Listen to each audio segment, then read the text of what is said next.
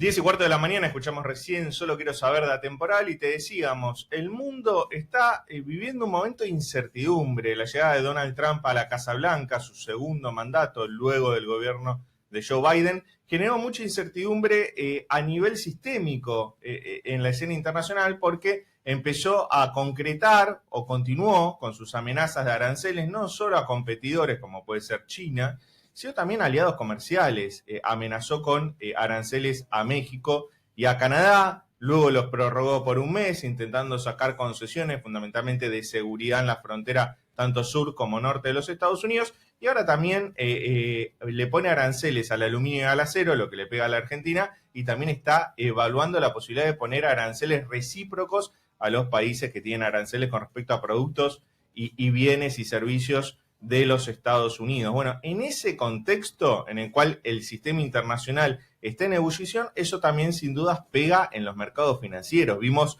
cómo el oro llegó esta semana a precios máximos, casi tocando los $3.000 la onza de oro, y cómo las acciones también tenían un fuerte sub y baja, algunas se beneficiaban y otras sentían el cimbronazo de las medidas de Donald Trump. Para entender un poco qué está pasando en el sistema comercial internacional, tenemos en comunicación una de las personas que más sabe del tema, Julieta Selikovich, doctora en Relaciones Internacionales y profesora de la Universidad Nacional de Rosario. Julieta, ¿cómo estás? Te saluda Leandro Dario. Hola Julieta, no se te está escuchando. A ver, vamos a intentar. A ver ahora. ¿Cómo estás, Julieta? ¿Qué tal? ¿Ahora se escucha? Ahora perfecto, muy bien. Bueno, te saludaba y justo hacía una presentación del tema. Lo primero que me gustaría preguntarte es cuál es la diferencia entre este Trump 2 y el Trump 1, porque esto de los aranceles ya lo vimos. Sí, la diferencia principal entre el Trump 2 y el Trump 1 es el poder y el orden internacional. Digo, dos cambios marcaría. El Trump 1 fue un Trump disruptivo que cambió el orden internacional en el sentido de pateó el tablero respecto de las reglas del comercio internacional.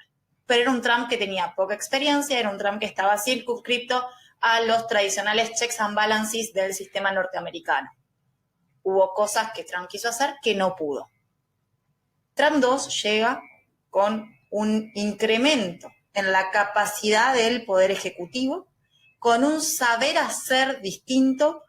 Trump llega con el control del Partido Republicano, arma un gabinete de funcionarios que son 100% adeptos, no se rodea como en la gestión anterior de funcionarios que venían de la década del 80 con una visión más tradicionalista de la política norteamericana, sino que se rodea de claros trumpistas. Tiene además el control en la Cámara legislativa y mucha influencia dentro del Poder Judicial, lo cual le da mucha discrecionalidad de acción y de hecho en estas primeras semanas ya empezamos a ver medidas que se corren de los tradicionales balances y contrapesos del sistema norteamericano. Cambio principal, entonces hacia adentro llega un Trump más fuerte, con más músculo para tomar decisiones disruptivas. Pero llega en un escenario internacional donde, si comparamos 2016, cuando ganó Trump la primera vez, con 2025, el mundo cambió.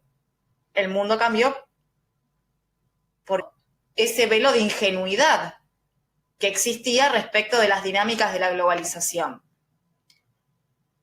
Los países se dieron medidas para poder responder de manera más rápida, más dinámica, frente a las disrupciones que plantea Trump. Los empresarios ya empezaron bastante antes, o sea, no les sorprende el Trump 2, o no debería sorprender el Trump 2, muchos empresarios ya empezaron a diversificar sus cadenas de riesgo, y en sí el poder de Estados Unidos hoy en el mundo es menor del que estaba en 2016. Y en este contexto, él primero amenaza con aranceles, de hecho lo hace con México y Canadá, 25% es un montón, con dos países que tienen firmado un tratado comercial muy importante, regional. Luego lo suspende por 30 días mientras negocia concesiones en materia de seguridad, fundamentalmente la frontera, inmigración y que no ingrese fentanilo. Lo que te quería preguntar, porque es algo que el mercado está mirando mucho, es ¿cuánto de amenaza y cuánto de realidad hay en estos aranceles? Si vos ves un Trump dispuesto a llegar a fondo y concretar o más transaccionalista. ese es un punto en común entre el Trump 1 y el Trump 2, que es la voluntad de utilizar los instrumentos de política económica para torcer mesas de negociaciones con otros socios y subordinar entonces comercio e inversiones a meta geopolítica, con China, con Centroamérica, con Canadá y México. Es un mecanismo de poder. Esos aranceles los implementa el tiempo que sea necesario implementar hasta conseguir el cambio de política. Ahí hay que ver un poquito lo que dice la teoría o quienes han estudiado toda la dinámica de sanciones económicas, porque hay una paradoja que se da. Las amenazas son eficientes con los socios. Entonces, esas amenazas que se le anuncian a México, a Canadá, no terminan concretándose en medidas, porque prontamente los que son socios, son aliados, acatan y ajustan sus políticas a las preferencias del poderoso. No hay una expectativa de escalar el conflicto con los aliados. Y entonces las amenazas duran un tiempito, no se concretan en medidas efectivas, no se implementan o si se implementan, es una implementación de corto plazo.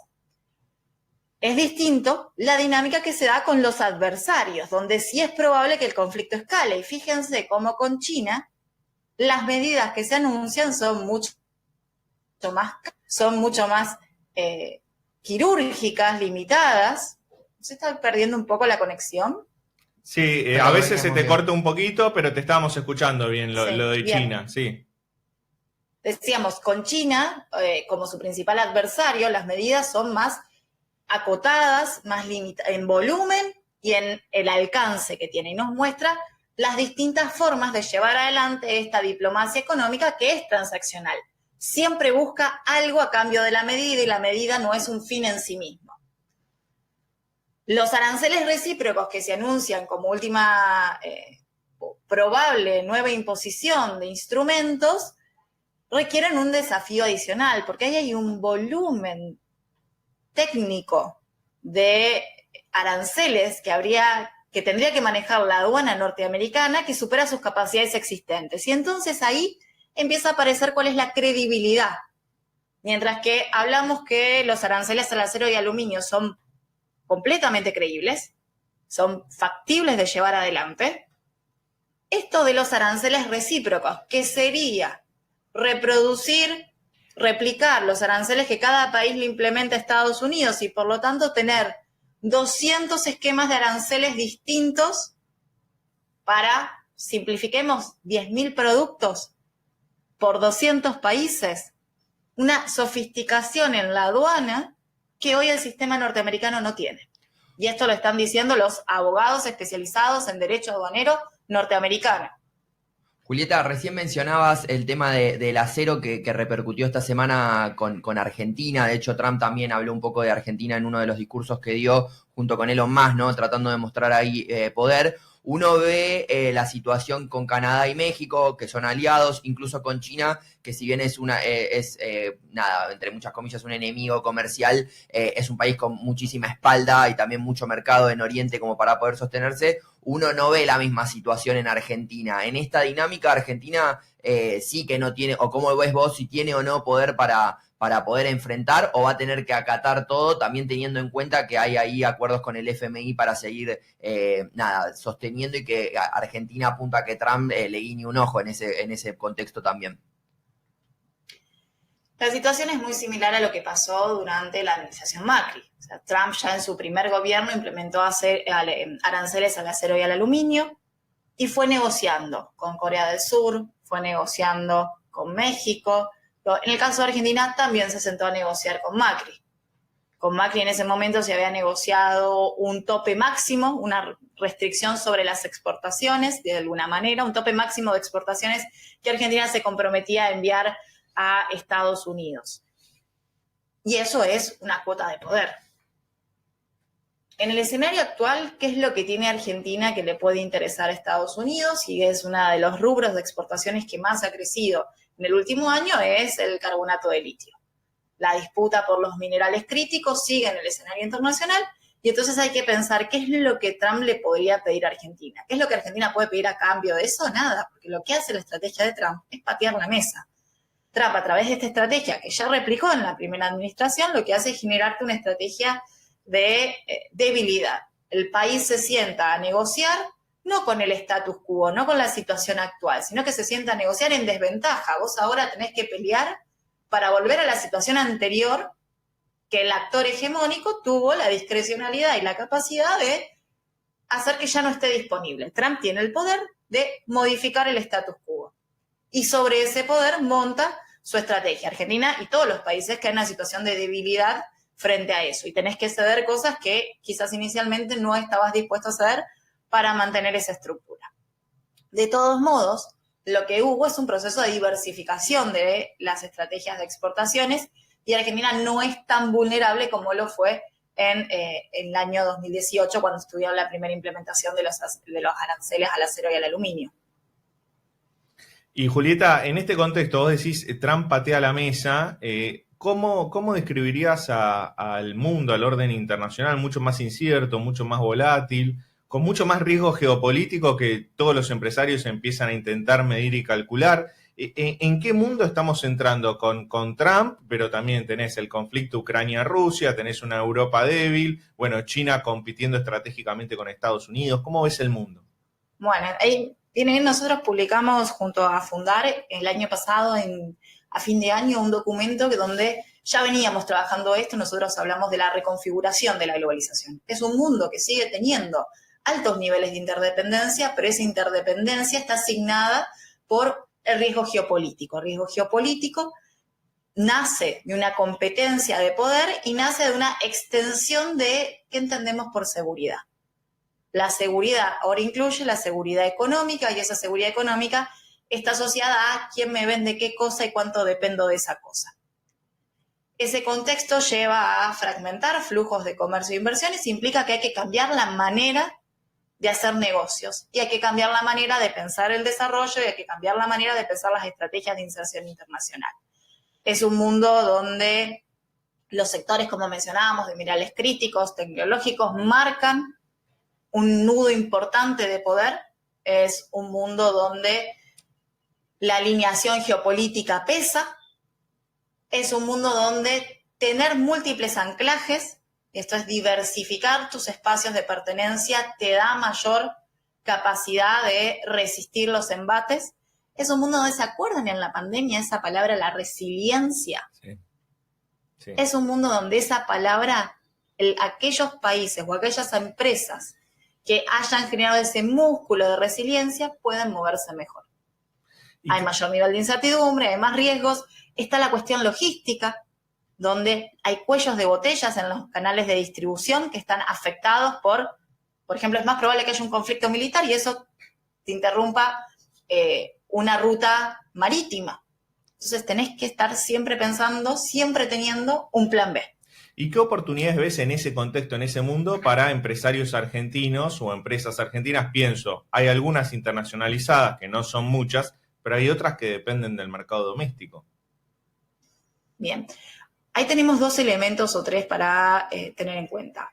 Uno, cuando analizamos la volatilidad del comercio internacional y el efecto de las disrupciones geopolíticas globales, Argentina es un país que está bastante bien por el tipo de bienes que comercia y por el grado de diversificación de su comercio internacional. Son pocos los productos, son pocos los mercados de vulnerabilidad de Argentina y en general tenemos una buena condición de base frente al sistema internacional. No es como en el caso de Europa, que dependía de la importación del 80% de su energía de un gasoducto ruso.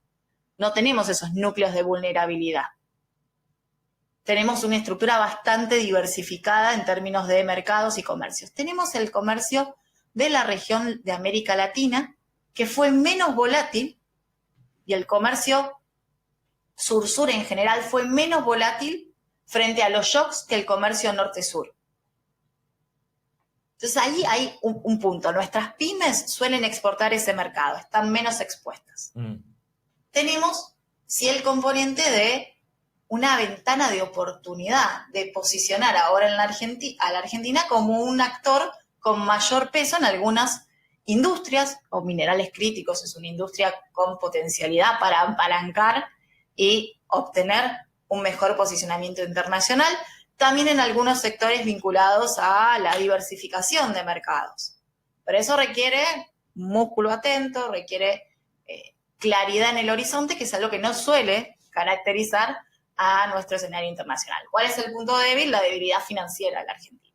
Y te hago una pregunta final, una reflexión final. ¿Qué pensás de la estrategia internacional que tiene este gobierno? Hablo del gobierno de Milei, porque estamos describiendo un Trump que amenaza con medidas, incluso a socios y aliados, para obtener algo a cambio. Pero en el caso argentino, Argentina parece tener un alineamiento acrítico a Washington, o por lo menos a este Trump. Entonces, ahí Trump no tiene nada casi para buscar a Argentina, salvo esto que vos mencionabas de algún mineral que tiene Argentina o algo para exportar. Pero, ¿cómo evalúas en ese contexto el alineamiento de Argentina? ¿Sirve, no sirve? ¿Te limita tu estrategia negociadora? Argentina queda mucho más vulnerable que antes en esta estrategia. No, mi consideración es que no es una estrategia adecuada para esta configuración del orden internacional. Podría haber sido una estrategia pagadera en el año 2010, en el año 2013, pero no es una estrategia adecuada para la configuración de poder internacional actual. Y de hecho, Estados Unidos no ofrece incentivos adicionales por este alineamiento acrítico, no pide este alineamiento acrítico tampoco. Y en este alineamiento acrítico, Argentina ha perdido puntos de apoyo que podrían sustentar una posición más autonómica y diversificada, con menores riesgos en el escenario internacional. Recordemos, por ejemplo, que una de las primeras medidas fue la salida de el espacio de BRICS, el BRICS ampliado, que es una plataforma más para coordinar políticas que podría servir, por ejemplo, frente a las necesidades financieras de la Argentina. Salirse de espacios de coordinación o retirarse de espacios multilaterales que apoyan a Argentina en el reclamo de Malvinas. Pero ese repliegue de la política exterior, el alineamiento crítico hacia Estados Unidos, quita esos espacios de poder. Quita la posibilidad de mirar el mundo a la luz de los cambios del sistema internacional. Julieta Selikovic es doctora en Relaciones Internacionales, profesora de la Universidad Nacional de Rosario. Si te interesan estos temas, googleá sus papers, sus trabajos, sus publicaciones, porque la verdad es muy interesante leerla y escucharla en este contexto, en un contexto internacional tan incierto y tan volátil. Julieta, muchas gracias por la nota. Te mando un abrazo y que tengas buen fin de. Dale, nos vemos. Muchas gracias por la invitación. Hasta luego. Bueno, interesante la mirada, interesante porque Trump, nadie sabe lo que va a hacer Trump, ¿no? Entonces empezar a analizar qué es lo que busca y cuál es su estrategia me parece que es vital, no solo para el gobierno argentino, sino también para los empresarios e inversores, porque esto pega en los mercados.